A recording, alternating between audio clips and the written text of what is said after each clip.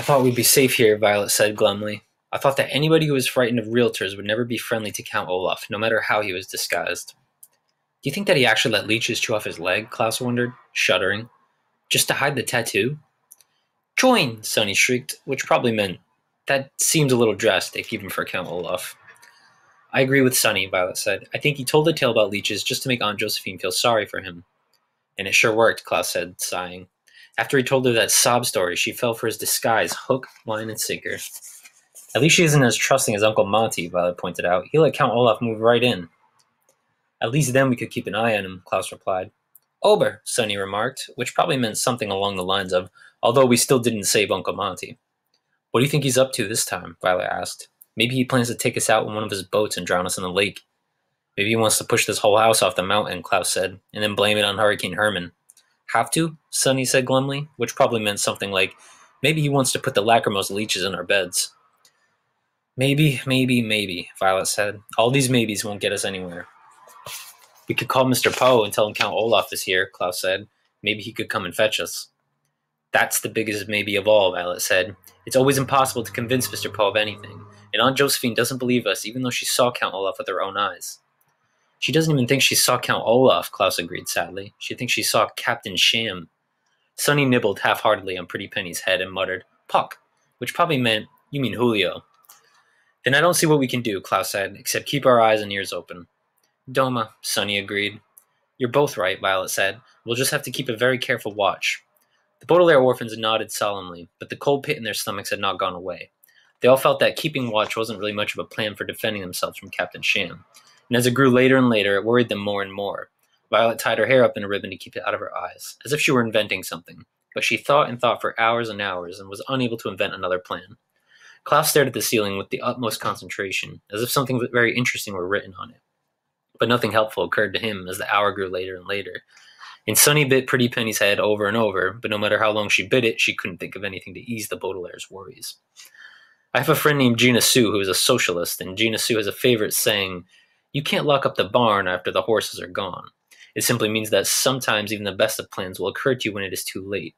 This, I'm sorry to say, is the case with the Baudelaire orphans, and they're planning to keep a close watch on Captain Sham.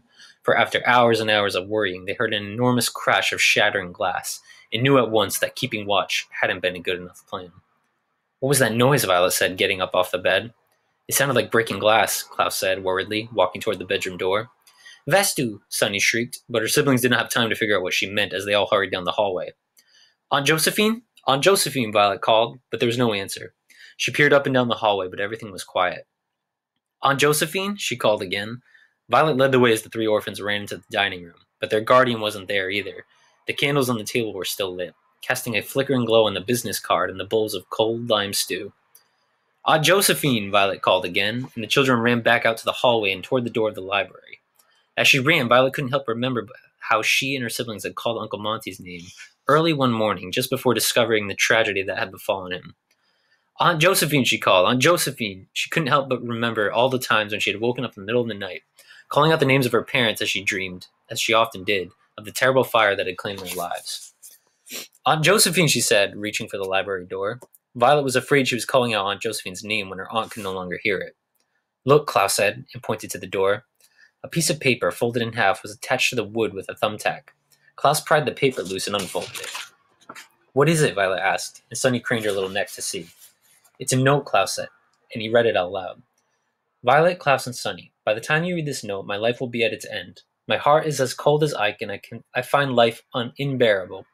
I know your children may not understand the sad life of a dowager, or what would have led me to such a desperate act, but please know that I am much happier this way. As my last will and testament, I leave you three in the care of Captain Sham, a kind and honorable man. Please think of me kindly, even though I'd done this terrible thing. Your Aunt Josephine. Oh no, Klaus said quietly when he was finished reading. He turned the piece of paper over and over as if he had read it incorrectly, as if it said something different. Oh no, he said again, so faintly that it was as if he didn't even know he was speaking out loud. Without a word, Violet opened the door to the library, and the Baudelaires took a step inside and found themselves shivering. The room was freezing cold, and after one glance the orphans knew why. The wide window had shattered. Except for a few shards that were stuck to the window frame, the enormous pane of glass was gone, leaving a vacant hole that looked out into the still blackness of the night. The cold night air rushed through the hole, rattling the bookshelves and making the children shiver up against one another.